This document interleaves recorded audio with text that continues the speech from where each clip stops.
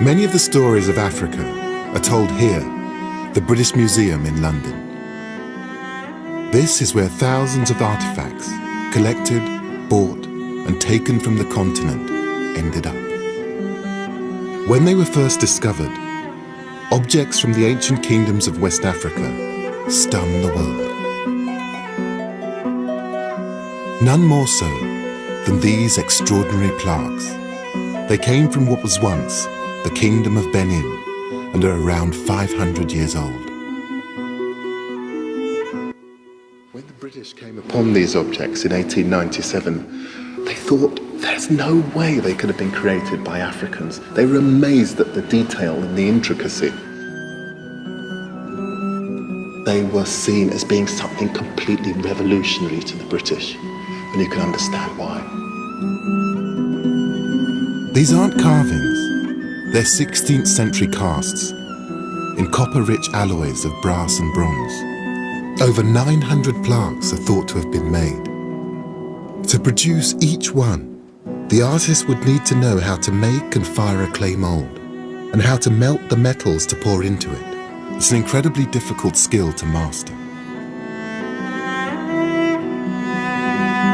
The combination of relatively sophisticated science and artistic accomplishment baffled most European 19th century observers.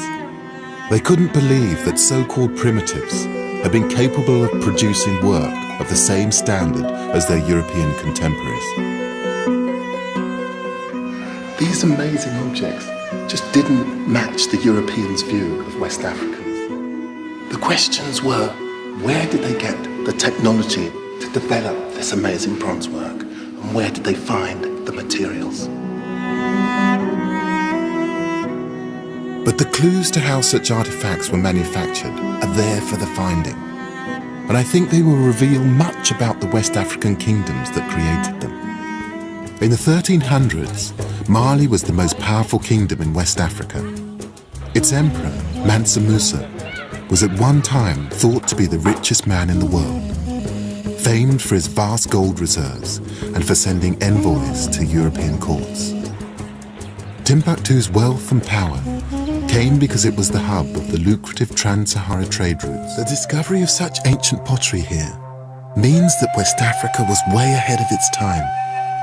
When West Africans began developing the skills that would eventually create some of the most exquisite art in the world, Europe was just emerging from the last ice age. The British recognized the extraordinary quality of the Benin bronzes when they took them in 1897, but they thought that Africans were incapable of creating them. It's only recently that the full and extraordinary history of West African craftsmanship has begun to emerge. Now we can see how the bronzes give us an insight not just into the Kingdom of Benin, but into a wider history.